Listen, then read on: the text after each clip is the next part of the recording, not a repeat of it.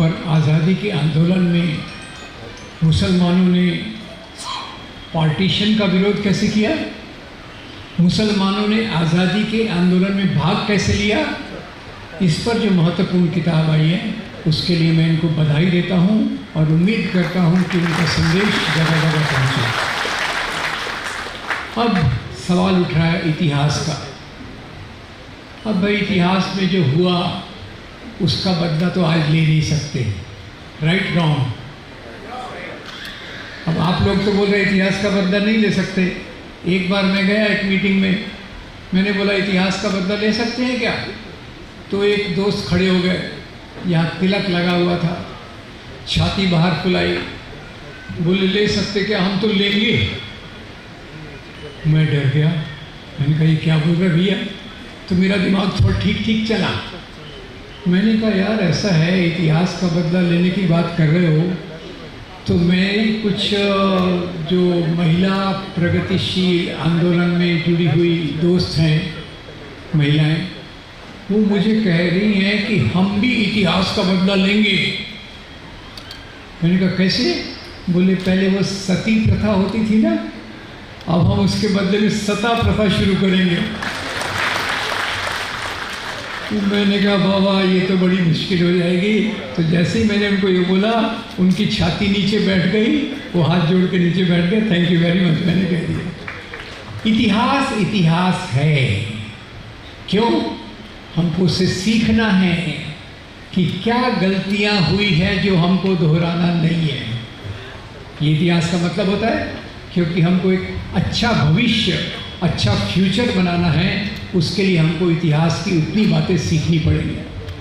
थोड़ा सा मैं परिचय मेरा दे देता हूँ। मेरा परिचय तो बहुत प्रेम से, उदारता से दिया गया, फिर भी आपको बता देता हूँ। मेरी जैसा डॉक्टर MD मेडिसिन इतिहास में क्यों पढ़ गया। अब मैं IIT में चैन से रह रहा था, चैन से तो नहीं रह सकते इस समाज में, क्योंकि समाज में बहुत असमानता है, गरीबी है, भुखमरी है, बेकारी है, तो बेचैनी तो पहले भी थी। पर 6 दिसंबर 1992 को जब बाबरी मस्जिद को शहीद किया गया, मेरे अंदर कुछ खटका। मैंने कहा ये क्या हो रहा है, बाबर की औलाद के नाम पे गालियां बना रहे हैं और दावे कर रहे हैं कि पहले तो यहाँ मंदिर था, मंदिर को तोड़ा गया, मस्जिद बनवाई गई, हम अब मस्जिद को तोड़ेंगे, तोड़ दिया। वहाँ से मुझे लगा ये जो मामला है इतिहास का नहीं, इतिहास के दुरुपयोग का, मिसयूज ऑफ हिस्ट्री जो है, इसका मुकाबला करना ज़रूरी है, क्योंकि इसी इतिहास के दुरुपयोग से लोगों में नफ़रत पैदा की जा रही है। और मेरा विश्वास कीजिए, अगर नफ़रत नहीं हो तो दंगे नहीं करवाए जा सकते। एक सवाल तो मैं पूछना भूल गया, दंगे होते हैं या करवाए जाते हैं? करवाए जाते हैं। और दंगे तभी करवा सकते हैं जब समाज में पहले नफ़रत फैलाई जाए। करीब 100 साल से, 125 साल से मुसलमानों के खिलाफ नफ़रत फैलाई जा रही है। पहले ये काम डबल साइड था, आज़ादी के आंदोलन के पहले ये साइड दोनों तरफ से था। मुसलमान सांप्रदायिक लोग, कम्युनल मुस्लिम्स, वो हिंदुओं के खिलाफ नफरत फैलाते थे, और कम्युनल हिंदू संगठन वो मुसलमानों के खिलाफ नफरत फैलाते थे। अब आज़ादी के बाद जो हिंदुओं के खिलाफ नफरत फैलाने वाली ताकत थी वो तो पाकिस्तान चली गई, और उसने पाकिस्तान को बर्बाद कर दिया। मेरा विश्वास कीजिए, किसी एक धर्म की बात मैं नहीं कह रहा, मैं ये बात कह रहा हूँ, जब भी इतिहास का दुरुपयोग करके भविष्य को बनाने की कोशिश की जाती है, उस देश में प्रगति नहीं हो सकती, और यही बात पाकिस्तान में हुई। अब भारत में फिर 1992 पे आ जाता हूँ। उसके पहले एक और मज़ेदार सवाल आपको पूछ लेता हूँ, जवाब दीजिएगा। मेरे को दोस्त मानिएगा, ऐसा मत मानिएगा ये क्या प्रोफेसर आ गया सवाल पूछ रहा है। सरल सवाल है, बताइए भारत को आज़ादी कब मिली? 1947। आपका बहुत धन्यवाद, मेरा कन्फ्यूजन दूर कर दिया, क्योंकि एक बहुत बड़ी एक्टर है, वो झांसी की रानी की एक्टिंग करती है, वो बोलती हमको आज़ादी 2014 में मिली। तब से मैं बड़ा परेशान, भाई आज़ादी कब मिली, इसलिए सबसे मैं चेक करता हूँ आज़ादी कब मिली। आज़ादी किसको कहते हैं? आज़ादी उसको कहते हैं जब हम अपने राज्य को खुद अपनी मर्जी से चलाएं। अब ये लोग ऐसा मानते हैं कि जो मुस्लिम पीरियड था वो हमारी गुलामी का पीरियड था। मुस्लिम पीरियड हमारी गुलामी का पीरियड था, ऐसा वो कहते हैं। अब गुलामी किसको कहते हैं? दो बातें याद रखिएगा। एक, जब हमारा एडमिनिस्ट्रेशन, प्रशासन, उसका कंट्रोल बाहर से हो। क्लियर? अब बताइए, बाबर से लेके, अकबर से लेके औरंगज़ेब तक ये बाहर से ऑर्डर लेते थे कि यहीं अपने सलाहकारों से बात पूछते थे? नंबर 1 या नंबर 2? नंबर 2। बाहर से कोई इंस्ट्रक्शन नहीं आता था। इंग्लैंड से कोई वॉइसरॉय नहीं बना के भेजते थे, इंग्लैंड में पॉलिसी तय नहीं करते थे। नंबर 2, ये बाबर से लेके औरंगज़ेब तक जिनके बारे में खास तौर से नफरत फैलाई जाती है, वो यहाँ की संपत्ति लूट कर कहाँ ले गए?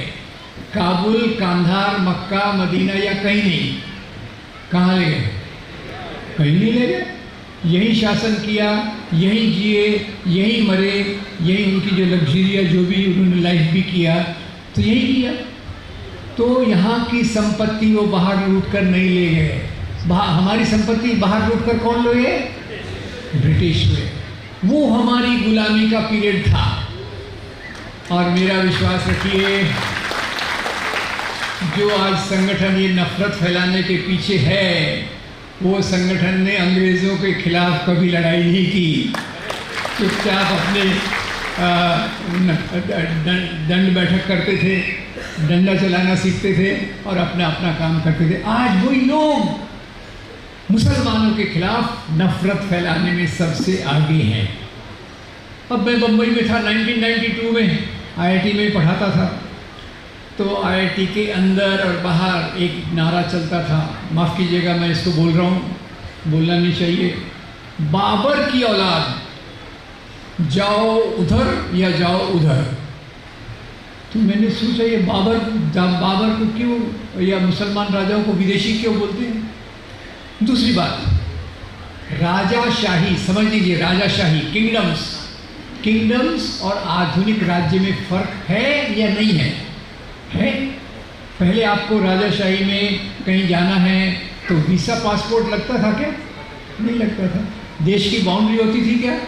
ये बाउंड्री हमारी है, उधर चीन की है, इधर पाकिस्तान से लड़ेंगे, उधर चीन से लड़ेंगे, ऐसा था? अरे जिस राजा के पास जितनी ताकत होती थी वो उतना अपना साम्राज्य का विस्तार करता था। तो बाबर भारत में कैसे आया, ख्याल कीजिए। बाबर उस समय काबुल में राज्य कर रहा था और उसके परिवार का जो झगड़ा था, उसके चाचा, मामा, भतीजा जो भी है, परिवारों में झगड़े होकर राज्य सत्ता चलती थी। तो वो बेचारा बाबर तक काबुल तक सिमट गया। तो भारत के एक राजा ने उसको लेटर भेजा, ख्याल कीजिएगा, उस राजा का नाम याद रखिएगा। भारत के एक राजा ने उसको लेटर भेजा कि भैया आप आओ, अपन दोनों पार्टनरशिप में दिल्ली के राजा को हराएंगे, गोरी या जो भी उसका नाम था उसको हराएंगे और फिर अपन दोनों मिलकर राज करेंगे पार्टनरशिप में। अब बाबर ने बोला आइडिया तो अच्छा है। बाबर आया और इस राजा का नाम था राणा सांगा। बताइए ये हिंदू था या मुसलमान था? हिंदू था। तो राज्य सत्ता का आधार धर्म था या सत्ता था? सत्ता था। तो खैर बाबर आया, फिर बाद में कहानी बदल गई। उस समय राणा सांगा नहीं गए तो ये दिल्ली में जाके उसने राज किया। बाद में बाबर और राणा सांगा की भी लड़ाई हुई जिसमें बाबर जीत गया। अब बाबर पे इतनी नफरत फैलाते हैं तो मैंने कहा मैं भी थोड़ा पढ़ लूँ बाबर के बारे में। और तो एक बार मौका मिला दिल्ली जाने का। दिल्ली में एक नेशनल म्यूज़ियम है। नेशनल म्यूज़ियम में पुरानी अच्छी अच्छी चीज़ें लगी हुई हैं। उसमें एक जो चीज़ लगी हुई थी वो थी बाबर की वसीयत, विल ऑफ बाबर। बाबर ने वसीयत किसके लिए लिखी थी? हुमायूं के लिए। बाबर उसमें क्या लिखता है? बाबर लिखता है कि बेटा हुमायूं, अल्लाह का शुक्र करो कि इतनी अच्छी धरती पर राज्य करने का मौका हमको मिला है। अल्लाह का शुक्र करो। पर याद रखो बेटा, यहाँ के ज़्यादा लोग हिंदू हैं। हिंदू लोग मंदिरों में पूजा करते हैं, गाय को पवित्र मानते हैं। तुम मंदिरों को मत टूटने देना, गाय को मरने मत देना। कौन लिख रहा है? अभी तो उसको हिंदुओं का दुश्मन करके प्रस्तुत किया जा रहा है। खैर, अब ये एक बात हो गई इतिहास की।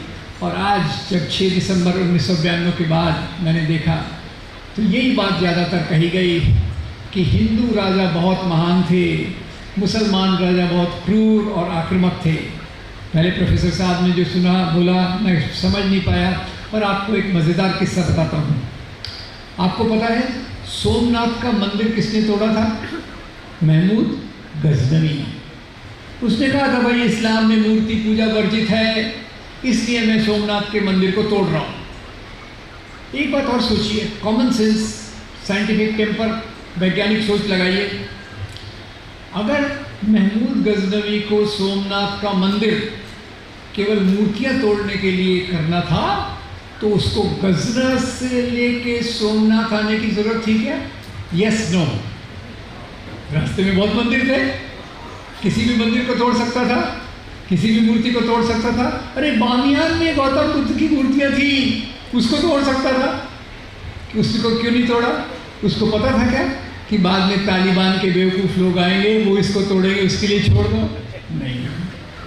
इसलिए रास्ते के मंदिरों को इसलिए नहीं तोड़ा कि उसमें संपत्ति नहीं थी, संपत्ति नहीं थी और उसको चाहिए थी संपत्ति। संपत्ति के लिए आता है और धर्म के आवरण में लिखता है कि इस्लाम मूर्ति पूजा को अलाउ नहीं करता, इसलिए मैं सोमनाथ की मूर्ति तोड़ रहा हूँ। बिल्कुल क्लियर है, राजा लोग संपत्ति के लिए, सत्ता के लिए राज्य करते थे और उसमें कई बार धर्म का नाम लगा देते थे अपने आप को अच्छा बताने के लिए। तो खैर, ये महमूद गजनवी को थोड़ा और देख लेते हैं। अब गजरा से आया तो क्या अकेला आया होगा कि उसके साथ फौज थी? फौज थी। जरा मुझे जवाब देते जाइए, अच्छा लगता है। तो अकेला आया कि फौज थी? महमूद गजनवी की फौज में 12 सेनापति थे। सेनापति को आजकल क्या कहते हैं, वो जो कर्नल, लेफ्टिनेंट जनरल वगैरह वगैरह, 12 सेनापति थे। 12 सेनापतियों में 5 सेनापति हिंदू थे, तिलक, सोंदी, हरजान, राय और हिंद। तो जो सोमनाथ का मंदिर तोड़ा, अकेले मुसलमानों ने तोड़ा या हिंदू मुसलमान दोनों ने तोड़ा? दोनों ने तोड़ा। धर्म के लिए तोड़ा, संपत्ति के लिए तोड़ा। आगे मजे की बात, रास्ते में आ रहा था, मुल्तान नाम का एक शहर था। मुल्तान में अब्दुल फत दाऊद का राज था। तो इसने अब्दुल फत दाऊद को बोला, भैया मैं सोमनाथ जा रहा हूँ मंदिर तोड़ने, मुझे तुम्हारे राज्य में से, मुल्तान में से होकर जाने की अनुमति दो, परमिशन दो। अगर नहीं दिया कोई प्रॉब्लम है। अगर मंदिर तोड़ना मुसलमान राजाओं का काम था तो ये मुल्तान का राजा महमूद गजनवी को क्या कहता? वेरी गुड यार, तू मंदिर तोड़ने जा रहा है, चल मैं भी तेरे साथ चलता हूँ। ऐसा कहना चाहिए था, और उसका उल्टा उसने कहा, खबरदार, जो तू मेरे राज्य में आया मेरे राज्य में नहीं आ सकता। वो शॉर्टकट था। महमूद गजनवी आया और इन दो मुसलमान राजाओं की लड़ाई में मुल्तान की जामा मस्जिद टूट गई। जवाब दीजिए, महमूद गजनवी ने मंदिर तोड़ने के पहले क्या तोड़ा? मस्जिद तोड़ा। ठीक है। अब महमूद गजनवी के बाद उसका बेटा मसूद गजना का राजा बना। मसूद ने अपनी सेना को तिलक का नाम याद रखिए, अभी मैंने बोला था, तिलक के नेतृत्व में उसने भेजा सेंट्रल एशिया में। एक मस्जिद में किसी ने संपत्ति छुपा के रखी थी, तो मसूद ने सेना भेजकर उस मस्जिद को तुड़वाकर संपत्ति वहाँ से लाई। जवाब देना पड़ेगा, बाप ने संपत्ति के लिए क्या तोड़ा? मंदिर। बेटे ने संपत्ति के लिए क्या तोड़ा? मस्जिद। बड़े मियाँ तो बड़े मियाँ। इसमें मजहब का मामला तो मुझे कहीं दिख ही नहीं रहा। खैर, अब ये एक बात हो गई और उसमें कहा गया कि राजा जैसे बताते हैं कि धर्म के लिए एक दूसरे से लड़ते थे। गलत है, इसका कोई इसका ये नहीं कहूँगा। अभी हमारे महाराष्ट्र में एक फिल्म आई थी, पता नहीं आपने देखी कि नहीं, छावा। छावा में औरंगज़ेब को बताया गया बहुत क्रूर। औरंगज़ेब को क्रूर बताया गया कि भाई औरंगज़ेब ने संभाजी महाराज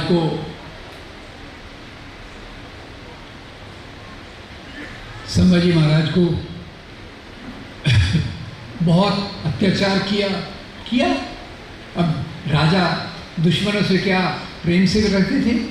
दुश्मन को मारना तो राजा का कर्तव्य है और काम है, कर्तव्य तो नहीं है, नहीं होना चाहिए, पर दुश्मन को तो राजा मारते थे।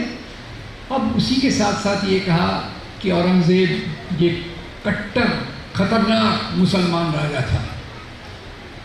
मैं आपको केवल जानकारी देना चाहता हूँ कि संभाजी महाराज जिसको औरंगज़ेब ने प्रताड़ना की, उसको औरंगज़ेब के जिस सेनापति ने पकड़ के लाया उसका नाम था राठौड़। पहला नाम मैं बोल रहा हूँ, राठौड़, राजपूत। एक राजपूत सेनापति संभाजी महाराज को औरंगज़ेब के लिए पकड़ के लाता है। धर्म का मामला है कि सत्ता का मामला है? सत्ता का मामला है, ठीक है। अब हमारे महाराष्ट्र में तो छत्रपति शिवाजी महाराज बहुत आदरणीय है, मैं भी बहुत उनका आदर करता हूँ कई कारणों से। तो लोग ये भी बोलते हैं देखो औरंगज़ेब कितना क्रूर था, शिवाजी महाराज के साथ उसने लड़ाई की। अध्ययन किया मैंने, शिवाजी महाराज अपने राज्य का विस्तार कर रहे थे। याद रखिए, शिवाजी महाराज के पिता राजा नहीं थे, शिवाजी महाराज अपने राज्य का विस्तार कर रहे थे। तो इधर से बीजापुर के आदिल शाह और उधर से दिल्ली से औरंगज़ेब ये परेशान हो रहे थे कि भाई ये भी अगर एक राजा बन जाएगा तो हमारी रियासत तो कम हो जाएगी। तो औरंगज़ेब ने अपनी सेना भेजी शिवाजी के खिलाफ, और औरंगज़ेब की सेना के जो सेनापति थे, ख्याल से सुनिएगा और याद रखिएगा, औरंगज़ेब के सेनापति का नाम था राजा जय सिंह। हिंदू या मुसलमान? अब शिवाजी महाराज की सेना में देखते हैं, शिवाजी महाराज की सेना में कई सेनापति थे, उनमें कुछ सेनापति मुसलमान थे। सिद्दी संबल, इब्राहिम गाजी, दौलत खान, तीन के नाम मुझे याद है। यानी सेना भी धर्म के आधार पे नहीं बनी थी। अब फिर बात आती है कि प्रशासन कैसे चलता था। प्रशासन कैसे चलता है तो इसके दो उदाहरण याद रखिए। एक तो आपको पता होगा अकबर के दरबार में 9 रत्न थे, 9 ज्वेल्स इन अकबर्स कोर्ट, यस नो। उसमें कुछ 9 रत्न हिंदू थे, नाम गेस कर सकते हैं आप? Birbal, very good. और दूसरे राजा जो थे उनका नाम था राजा टोडरमल। राजा टोडरमल अकबर के दरबार में क्या काम करते थे? राजा टोडरमल अकबर के दरबार में वही काम करते थे जो आज नरेंद्र मोदी की सरकार में निर्मला सीतारमण करती है। Very good. अब ये परंपरा चलती रही और औरंगज़ेब जिसको इतना खतरनाक मुसलमान माना जाता है, उसके दरबार में प्रोफेसर अख्तर अली की किताब है the administration of Mughal Kings, वो लिखते हैं कि औरंगज़ेब के दरबार में हिंदू ऑफिसर्स की संख्या बढ़कर 33% हो गई। यानी औरंगज़ेब के दरबार में हिंदू भी है, मुसलमान भी है, जयसिंह भी है, राजा रघुनाथ बहादुर भी है। ये सब प्रकार से प्रशासन चलता था, जो यहाँ का एक तरीका था। अब लेटेस्ट क्या आया? लेटेस्ट आया, लोग बोलने लगे भाई अकबर तो एक अच्छा राजा था, क्योंकि आप जानते हो कि अमर्त्य सेन जो हमारे नोबेल लॉरिएट हैं, उन्होंने लिखा भारत के 2 सबसे बड़े महान एम्परर, शहनशाह जो हुए हैं, राजा जो हुए हैं, एक है सम्राट अशोक और दूसरे हैं अकबर। मेरे ख्याल से अभी प्रोफेसर साहब बता रहे थे अकबर ने वो डिपार्टमेंट भी खोला जिसमें जो हिंदू ग्रंथ हैं उनका अनुवाद तर्जुमा कराने की बात की गई। दारा शिकोह ने तो और भी उसमें काम किया। तो अकबर को एक जनरल एक ठीक ठाक राजा माना जाता है अभी भी, तो उसको भी बदनाम करना चाहिए। तो बोले अकबर बड़ा क्रूर था, उसने चित्तौड़ में घेराबंदी की, उसमें 30,000 लोग मारे गए। अब मुझे ये बताइए, कौन सा राजा जब आक्रमण करता है तो लोग नहीं मारे जाते? ऐसा कभी होता है क्या कि शिवाजी महाराज इधर आक्रमण कर रहे हैं और वो आप गुलाब के फूल बांट रहे हैं, गुलाब के फूल बांट के राजा को बोल रहे हैं तेरा राज मुझे दे देना, मेरे को चाहिए? ऐसा होता था या तलवार के आधार पे होता था? तलवार के आधार। अकबर ने भी वही किया। अब यहाँ एक मज़ेदार सवाल आता है कि राजा क्रूर होते थे या रहमदिल होते थे, वो तो मैं नहीं जानता, पर इतना है सभी राजाओं के हाथ में तलवार दिखाई जाती है, यस नो? वो तलवार सब्जी काटने के लिए होती है कि दुश्मन को मारने के लिए होती है? दुश्मन को मारने के लिए होती है। तो उस समय तो इस प्रकार की क्रूरता, दुश्मनों को मारना, ये कोई बड़ी बात नहीं थी। और ये एक बात हो गई। अभी प्रोफेसर साहब मेरे ख्याल से बता रहे थे कि कैसे हिंदू मुसलमानों में मेल जोल हुआ। तो पहली बात याद रखिए, जो भी राजा राज करता था वो धर्म के लिए नहीं करता था। और उसका एक उदाहरण बताता हूँ। वो उदाहरण है अकबर और राणा प्रताप का। अकबर और राणा प्रताप क्या ये धर्म के लिए लड़े? ऐसा बताते हैं। धर्म का इसमें कोई मामला ही नहीं था। ये मामला था मनसबदारी का। मनसबदारी का मामला था। अकबर अपने राज्य का विस्तार कर रहे थे। राणा प्रताप को उन्होंने 5 हज़ारी का ओहदा, मनसबदारी 5 हज़ारी की ऑफर की। राणा प्रताप ने कहा ये तो मेरा अपमान है, मैं आपकी बात नहीं सुनता। तो अकबर के जो सलाहकार थे राजा टोडरमल, उन्होंने कहा ये नहीं सुनता ना तो अपन इस पर लड़ाई छेड़ देते। तो याद रखिए, राणा प्रताप के खिलाफ लड़ाई छेड़ने की आइडिया किसने दी? टोडरमल ने दी। ठीक है। अब लड़ाई कहाँ हुई? हल्दी घाटी के मैदान में। इसमें भी एक मज़ेदार किस्सा है आज की जो शासन व्यवस्था है। अब ये लड़ाई में अकबर जीत गए, राणा प्रताप हार गए, ये क्लियर है। पर उसको बदल दिया, इतिहास की किताबों को बदल रहे। वो जो राजस्थान की उप मुख्यमंत्री जो है कोई दिया कुमारी, वो हल्दी घाटी के मैदान में गई। उन्होंने देखा वहाँ ताम्रपत्री का कॉपर प्लाक लगा हुआ है कि इस साल में राणा प्रताप और अकबर की लड़ाई हुई, अकबर जीत गए, राणा प्रताप हार गए। वो बोले अरे एक हिंदू राजा कैसे हार सकता है, निकालो उसको, निकालो। और दूसरा लगवा दिया कि इस लड़ाई में राणा प्रताप जीत गए, अकबर हार गए। Very good. और अपनी हार की खुशी में राणा प्रताप जंगल में जाके घास की रोटी खाने लग गए। ये मैं ऐड कर रहा हूँ। अब खैर ये दोनों की जो लड़ाई हुई उसमें हल्दी घाटी की लड़ाई को थोड़ा देख लेते हैं। हल्दी घाटी के मैदान में एक तरफ अकबर की फौज है, एक तरफ राणा प्रताप की फौज है। अकबर की फौज में अकबर खुद नहीं है। एक्सक्यूज मी, अकबर वो खुद नहीं है तो सेना का नेतृत्व कौन कर रहा है? सेना का नेतृत्व कर रहे हैं राजा मान सिंह। तो बताइए अकबर की फौज में केवल मुसलमान है या हिंदू मुसलमान दोनों हैं? अब इधर से राणा प्रताप की फौज को देखिए। राणा प्रताप की फौज में 3000 सिपाही थे और उनके 2 सेनापति थे। खुद वो सेना का नेतृत्व कर रहे थे और उनके 2 सेनापति में एक का नाम था राम सिंह और दूसरे का नाम याद रखिएगा, उनका नाम था हकीम खान सूर। तो सवाल ये है, राणा प्रताप की सेना में केवल हिंदू थे या हिंदू मुसलमान दोनों थे? दोनों तरफ हिंदू हैं, यस नो? दोनों तरफ मुसलमान हैं। तो ये हिंदू मुसलमान की लड़ाई है कि तो राजाओं की लड़ाई है? ये लड़ाई धर्म के लिए है कि सत्ता के लिए? सत्ता के लिए। अब इसको आगे चलते हैं। इस कहानी को यहीं मैं ख़त्म करने के पहले बता दूं कि अकबर की मृत्यु के बाद जहांगीर राजा बना और राणा प्रताप की मृत्यु के बाद अमर सिंह राजा बने। जहांगीर ने अमर सिंह को मैसेज भेजा, भाई अपने पिताजी लोग लड़े थे मनसबदारी के सवाल पे, मैं तुमको 10 हज़ारी का मनसब देता हूँ, ओके? अमर सिंह ने बोला थैंक यू वेरी मच, अब मैं आपके साथ मिल जाऊँगा। तो ये सवाल को आज किस प्रकार से देखते हैं, चुन चुन के एक एक घटनाएं बताते हैं। अकबर ने औरंगज़ेब ने काशी विश्वनाथ का मंदिर तोड़ा। अभी रिचर्ड ईटन और बाकी के रिसर्चर्स ने बताया औरंगज़ेब ने करीब 10 मंदिर तोड़े थे। आज इसको बड़ा चढ़ाकर 100, 1000, लाख कितने भी नंबर डाल देते हैं। अब अकबर ने, औरंगज़ेब ने मंदिर क्यों तोड़ा, उसकी 2 थ्योरीज हैं। एक तो उसके जो बागी लोग थे, बागी है ना, विद्रोही, अपोनेंट्स, वो मंदिर में छुपे हुए थे। और दूसरा है, वो बताना थोड़ा डेंजरस है, कि मंदिर के अंदर कुछ इमोरल, अनैतिक एक्ट चल रहे थे। वो आपको पता होगा ना, आसाराम बापू, हाँ वैसा कुछ चल रहा था। तो इसमें से एक कोई तो भी कारण होगा। तो औरंगजेब ने मंदिर तोड़ा, 10 मंदिर तोड़े, पर इसी औरंगजेब ने 50 मंदिरों को दान दिया। वो कितनों को पता है? अब आसाम का कामाख्या देवी का मंदिर, उज्जैन का महाकाल का मंदिर, वृंदावन का भगवान श्री कृष्ण का मंदिर, चित्रकूट का बालाजी मंदिर, 100 ऐसे करीब मंदिर के। ये कहाँ से बता रहा हूँ मैं? डॉक्टर विशंबरनाथ पांडे की किताब farmans of king Aurangzeb. Doctor Vishambarnath Pande ने क्या किया?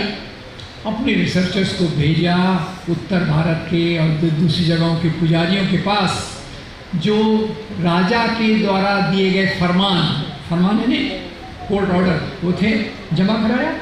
और वो खुद हैरान हो गए कि औरंगजेब ने इस मंदिर को दान दिया, औरंगजेब उस मंदिर को दान दिया। तो हम जब सच्चाई का एक भाग देखते हैं तो वो सच्चाई नहीं होती। दोनों चीज़ों को देख के आप निष्कर्ष निकाल सकते हैं कि मंदिर जो तोड़े गए वो धर्म के लिए तोड़े गए या कुछ और कारण थे। और सबसे बड़ा कारण जो है, एक क्विज आपका ले लेता हूँ, जो आपको पता ही नहीं होगा। बताइए, भारत में सबसे ज़्यादा मंदिर तोड़ने वाला कौन था? तो जवाब मैं ही दे देता हूँ। सबसे ज़्यादा मंदिर तोड़ने वाला एक राजा था कश्मीर का, उसका नाम था राजा हर्षदेव। ये मैं आपको कहाँ से बता रहा हूँ? ये बता रहा हूँ कल्लण की, कवि कल्लण की किताब राज तरंगिणी से। और वो मंदिरों को क्यों तोड़ता था? खर्चे होते थे राज खजाने में, पैसा नहीं था, तो उसने आइडिया निकाला भाई मंदिर में तो सोना चांदी पर बहुत कुछ है, तो एक अपने दोस्त को ओहदा दे दिया देवोत्पतन नायक। देवोत्पतन नायक, देव उत्पतन नायक, देवों की मूर्तियों को तोड़ने वाला अधिकारी। और आगे ये लिखा, भैया वही मूर्तियाँ तोड़ के लाना जो सोने चांदी की बनी हो, वही मूर्तियाँ तोड़ लाना जिसमें हीरे जवाहरात जड़े हों, पत्थर की मूर्तियाँ आम लोगों के लिए छोड़ देना। तो ये मंदिर पे भी बहुत बड़ा विवाद हुआ, आज भी चल रहा है। आज तो एक के बाद एक, हाँ ये मस्जिद अभी एक का, ये तो क्या बोला था अयोध्या में, क्या बोला था, ये तो केवल झांकी है, काशी मथुरा बाकी है। अब काशी मथुरा के साथ और भी 100 चीज़ों को जुड़ गए, जामा मस्जिद तक आ गए हैं। सावधान रहिएगा, इतिहास का इतना डेंजरस उपयोग कभी नहीं देखा। एक फिर कहा गया भाई भारत में इस्लाम जो है वो मुसलमान राजाओं ने फैलाया। सोचिएगा, राजा लोग धर्म फैलाते कि सत्ता फैलाते, ये जरा अपने मन में सोचिएगा। पर मैं आपको बताना चाहूँगा कि भारत में जो धर्म फैला वो कैसे फैला। कोई मुझे बता सकता है कि भारत की पहली मस्जिद भारत के कौन से राज्य में बनी थी? Very good, thank you very much. अब केरल में तो मुसलमान राजा का राज्य नहीं था। 15वीं शताब्दी में पहली बार टीपू सुल्तान आया, फिर 7वीं 8वीं शताब्दी में यहाँ चेरावन जुमा मॉस्क कैसे बनी? तो हुआ ऐसा दोस्तों कि अरब देशों से व्यापारी आते थे, वहाँ का सामान यहाँ बेचते थे और यहाँ से क्या लेकर जाते थे? आपके पास क्या क्या है? आम, केले और मसाले। भारतीय मसालों का दुनिया में कोई जवाब नहीं, लाजवाब मसाले यहाँ से लेके जाते थे, अरब देशों में बेचते थे। और वहीं से भारत के पहले इस्लाम की शुरुआत हुई। फिर दूसरा, अगर औरंगज़ेब किसी सिख गुरु का से बदला लेते हैं, या औरंगज़ेब संभाजी को कहता है कि मुसलमान बन जाओ तो माफ़ कर दूंगा, ये हारे हुए राजा माफ़ी मांगने का तरीका था। इसमें धर्म का प्रसार आम जनता में इससे नहीं हुआ। आम जनता में धर्म का जो प्रसार हुआ वो हमको समझना पड़ेगा स्वामी विवेकानंद से। स्वामी विवेकानंद संकलित रचनाएं खंड 8 पृष्ठ 330 रामकृष्ण मिशन कलकत्ता क्या लिखते हैं? ये कहना बिल्कुल गलत है। कौन कह रहा है? स्वामी। क्या कह रहे हैं? ये कहना बिल्कुल गलत है कि इस्लाम या तलवार की नोक पर फैला। यहाँ के जाति व्यवस्था से पीड़ित लोगों ने, those affected by caste system, atrocities of caste system, उन्होंने इस्लाम को कबूल किया अपनी धार्मिक मुक्ति के लिए। अब ये इस्लाम के फैलने का तरीका है। और वो मुझे याद नहीं रहता, एक है ना, लकुम दीन वकुम वलिया दीन, ऐसा कुछ तो भी है ना। मेरे लिए मेरा धर्म, आपके लिए। धर्म के मामले में ज़बरदस्ती नहीं होना चाहिए, ये इस्लाम क्लियर कट कहता है। मैं तो यहाँ तक कहूँगा कि जो ज़बरदस्ती से फैलाया जाए वो इस्लाम नहीं हो सकता। अब पर लोगों में पॉपुलर है, अरे मुसलमान राजा, एक हाथ में तलवार एक हाथ में कुरान, घोड़े पर बैठ कर आए, लोगों को तलवार से डराया, कुरान पकड़ा ली। और मैं हर जगह ये बोलता था।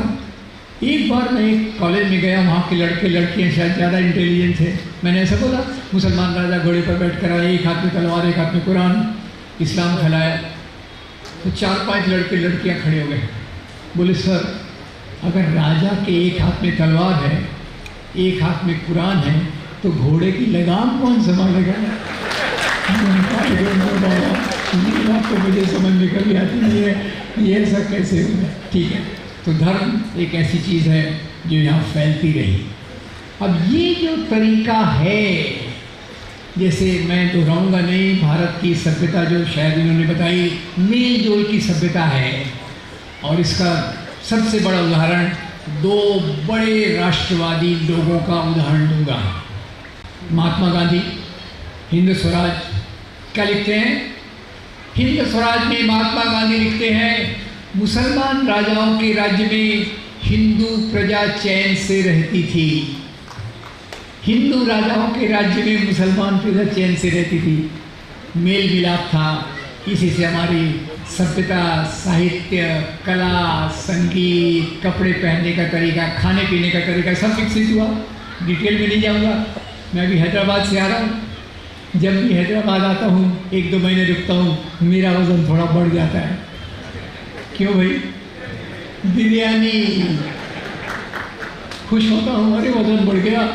फिर पूछता हूँ बिरयानी तो आई कहाँ से? तो जवाब मिलता है मैं आई थी ईरान से। ईरान में मुझे कहते हैं बिरयानी, आप लोगों ने मसाले डाल के मुझे और टेस्टी बना दिया, बन गई बिरयानी। ऐसी कितनी चीज़ें हैं जो बाहर से यहाँ आई और यहाँ से बाहर गई। एक गहरी बात आपको बताता हूँ, अभी दुनिया में भी यही बात चल रही है, इस्लामोफोबिया। आपको याद है जोरान ममदानी जीत कर आया, लड़का है इसलिए आया, ऐसा बोल रहा हूँ मैं, जीत कर आया और क्या बोलता है, मैं मुसलमान हूँ, मैं सोशलिस्ट डेमोक्रेट हूँ और इसके लिए मुझे कोई खेद नहीं है, इसके लिए मैं माफ़ी मांगने वाला नहीं हूँ। उसने ये क्यों कहा कि आज दुनिया भर में मुसलमानों के लिए नफ़रत फैलाई गई। 9/11 के बाद जब वो अलकायदा और बाकी आलतू फालतू लोग खड़े हो गए, उन्होंने कहीं बमबारी की, कहीं ये किया, कहीं वो किया, तो अमेरिकन मीडिया, याद रखिए दुनिया का सबसे खतरनाक काम मेरे हिसाब से आज तक जो हुआ है मीडिया के द्वारा, वो था इस्लामिक टेररिज्म नाम के शब्द को फैलाना। दुनिया के 135-150 करोड़ लोग मुसलमान निशाने पर आ गए, इस्लामोफोबिया। और भारत में तो पहले से ही था। एक संगठन है जो अपनी शाखाओं में यही पढ़ाता है, अरे हिंदू राजा वेरी ग्रेट, हिंदू राजा वेरी ग्रेट, मुसलमान राजा वेरी बैड। अरे भाई राजा राजा होता है, अपने हिसाब से काम करेगा।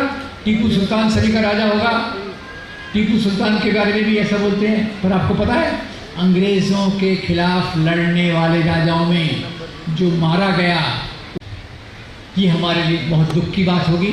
अगर इस्लाम के नाम पे पाकिस्तान बन गया तो ये हम सब गरीब मुसलमानों के लिए, आम मुसलमानों के लिए एक खतरे की घंटी होगी। और उसमें से कितने नाम गिना दूँ जो महात्मा गांधी के बायां हाथ दायां हाथ लाठियाँ बन के चले। मौलाना अबुल कलाम आज़ाद, पार्टीशन हुआ, यहाँ से मुसलमान पाकिस्तान जाने लग गए कि भाई अपना मुल्क बन गया। पर पाकिस्तान सभी मुसलमानों के लिए नहीं था। पाकिस्तान उन्हीं मुसलमान एरिया से उनके लिए था जो मुस्लिम मेजॉरिटी राज्यों में थे। बाकी मुसलमान जहाँ थे उनको वहीं रहने का अधिकार था और यहाँ एक्सचेंज ऑफ पॉपुलेशन की कोई बात नहीं हुई। तो आज भारत में जो मुसलमान रहता है वो किसी की मेहरबानी से नहीं रहता, वो यहाँ के संविधान के आधार पे रहता है। खैर, इसको मैं कट शॉर्ट कर रहा हूँ, मैं आपका ज़्यादा वक्त नहीं लेकर एक दो अपील करना चाहूँगा कि आज ये जो नफ़रत की आग फैलाई जा रही है वो कुछ संगठनों द्वारा फैलाई जा रही है। नीचे से लेकर ऊपर तक सोशल मीडिया, टीवी मीडिया, कानाफूसी के माध्यम से नफ़रत फैलाई जा रही है। ये नफ़रत के आधार पे दंगे करवाए जाते हैं। दंगों के कारण समाज में पोलराइजेशन होता है। और ये यूनिवर्सिटी का रिसर्चर प्रोफेसर साहब कि जहाँ भी दंगे करवाए जाते हैं वहाँ कम्युनल पार्टी पहले से मजबूत हो जाती है। इशारा समझ लीजिएगा। तो हम क्या करें? केवल सेमिनार लेके रुक जाएं? गलत। ये हमारी यात्रा की शुरुआत होगी।